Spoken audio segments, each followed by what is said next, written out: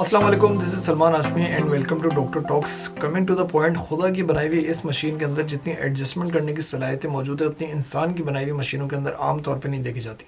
रोज़े की हालत में इस बॉडी के अंदर जितनी एडजस्टमेंट्स होती हैं उसके ऊपर हज़ारों रिसर्च की गई हैं। उसमें नुकसान भी देखे गए हैं, फ़ायदे भी देखे गए। इंटरमीडिएट फास्टिंग के ऊपर बहुत ज़्यादा रिसर्चेस की गई हैं और उसमें बेशुमार फ़ायदे देखे गए।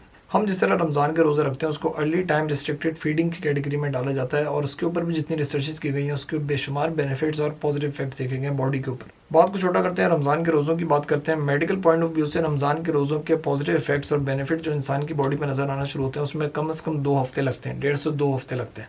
और उसमें जो आमतौर पे इफेक्ट देखा जाता है वो सबसे पहला इंसुलिन की रेजिस्टेंस की कमी देखी जाती है। इंसुलिन वो हार्मोन है जो आपकी बॉडी के अंदर ब्लड शुगर लेवल्स को कंट्रोल करते हैं। जो लोग डायबिटिक्स हैं या प्री डायबिटिक्स हैं उनको इंसुलिन की अहमियत का अंदाज़ा मालूम है।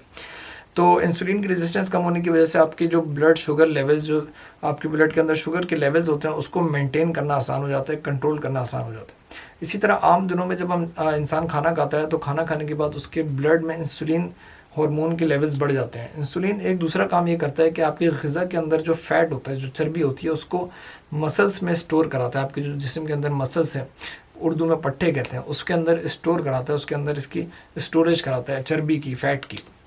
और जब रोज़े की हालत में इंसान खाना नहीं खाता तो नेचुरली जो है वो उसका इंसुलिन के लेवल्स कम हो जाते हैं और ये जो फ़ैट स्टोरेज जो हो रही होती है ये रुक जाती है।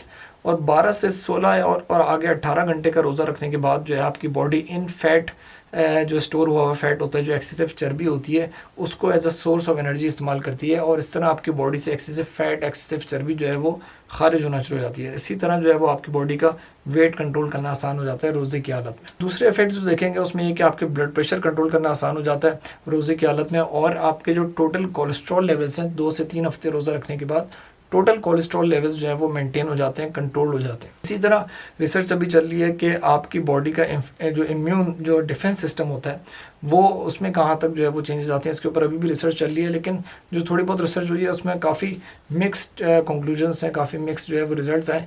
कुछ रिसर्च ये कहती हैं कि आपकी बॉडी का जो इम्यून सिस्टम है और इम्यून सिस्टम्स के अंदर जो सेल्स हैं, जो खुलियाँ हैं आपकी बॉडी के अंदर, वो बेहतर परफॉर्मेंस करते हैं। उनकी जो है वो जो मैकेनिक्स होती हैं, जो उसके अंदर जो मेटाबॉलिज्म चल रही होती है वो बेहतर हो जाती है और आपकी बॉडी मुख्तलिफ जरासीम और वायरस और बैक्टीरिया से लड़ना उसके लिए आसान हो जाता है।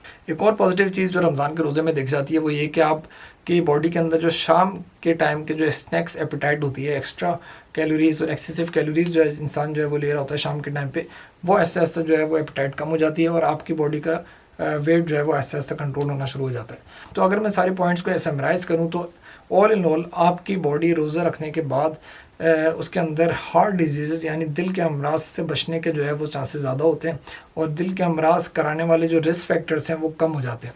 और मेटाबॉलिक डिजीज़ जो होती हैं जैसे कि हाइपरटेंशन यानी ब्लड प्रेशर का बढ़ना, डायबिटीज़, मोटापा जो कि अब एक बीमारी करार दे दी गई है, और कोलेस्ट्रॉल का बढ़ना, ये 4 चीज़ें जो है वो कंट्रोल होना शुरू हो जाती हैं। तो ये कुछ पॉइंट्स हैं जो मेडिकल पॉइंट ऑफ व्यू से आपकी बॉडी पे जो है वो नज़र आते हैं रोज़ा रखने के बाद। अगर आपकी कुछ क्वेरीज हैं तो feel free to ask me और अपना ख्याल रखिएगा। Stay blessed. अस्सलाम वालेकुम।